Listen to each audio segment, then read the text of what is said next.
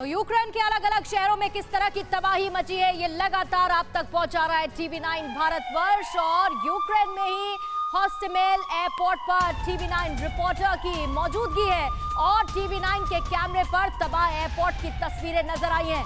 रूस के हमलों में हॉस्टमेल एयरपोर्ट पूरी तरह से तबाह हो चुका है। यूक्रेन का एंटोनोव AN-225 भी बर्बाद हो चुका है। तस्वीरें इस वक्त आप देखिए किस तरह के हालात बने हुए हैं। एक तस्वीर है युद्ध से पहले की एंटोनोव AN-225 और रशियन अटैक के बाद किस तरह के हालात हैं वो आप देखिए।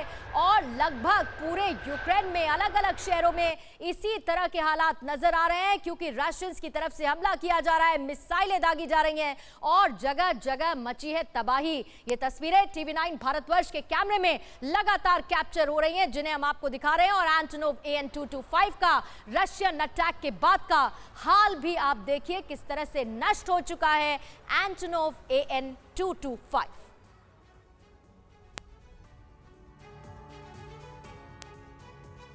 और जिक्र एंटोनोव का हो रहा है। TV9 भारतवर्ष के संवाददाता कीव के एंटोनोव एयरपोर्ट पर पहुंची। यहां दुनिया का सबसे बड़ा कार्गो जहाज एंटोनोव AN-225 पार्क था। रूसी सैनिकों ने इस एयरपोर्ट और एयरक्राफ्ट को पूरी तरह से कर दिया है तहस नहस। पर एंटोनोव एयरबेस है, एयरफील्ड है, और इस एयरबेस को आपको याद होगा सबसे पहले रूस ने कब्जाया था। रूस के सैनिक यहाँ पर पहुंचे थे, उनके स्पेशल एलीट कमांडोज पैराट्रूपर्स यहाँ पर हेलीकॉप्टर के जरिए पहुंच गए थे। और देखिए मेरे पीछे आप इस वक्त जो मलबा देख रहे हैं वो AN-225 का मलबा है। AN-225 को किस तरह से नुकसान पहुंचा है वो देख सकते हैं आप। AN-225 दुनिया का सबसे बड़ा कार्गो विमान है और इसको किस तरह की हालत में इस वक्त छोड़कर यहाँ से रूसी सैनिक वापस हटे हैं वो साफ तौर पर दिख सकता है। देखिए, और इस ओर आप देखेंगे कि यहाँ पर टैंक्स मौजूद हैं जिनका मलबा मौजूद है, आर्मर्ड व्हीकल्स हैं।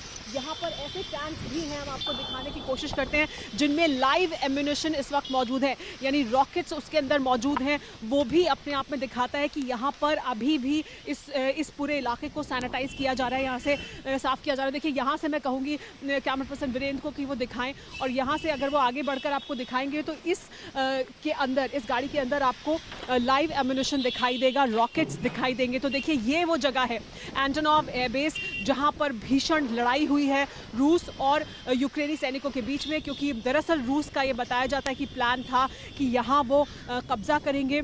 हम एंटोनोव में एक हैंगर के अंदर इस वक्त मौजूद हैं और देखिए यहाँ पर एक ट्रांसपोर्टर विमान है। इस विमान को भी नुकसान पहुंचा और इसके आसपास देखिए किस तरह से जली हुई गाड़ियाँ दिखाई देंगी, मलबा दिखाई देगा। और इस पूरे एयरबेस पर यहाँ पर हर तरफ इसी तरह की तस्वीरें हैं। एंटोनोव यहाँ जहाँ पर कब्जा किया था रूसी सैनिकों ने, इसको रणनीतिक लिहाज से तो अहम माना ही जा रहा था। इसे एक बड़े नुकसान के तौर पर यूक्रेन के देखा जा रहा था कि यूक्रेन के लिए एक बड़ी डिसएडवांटेज है इस एयर स्ट्रिप का रूस के कब्जे में होना।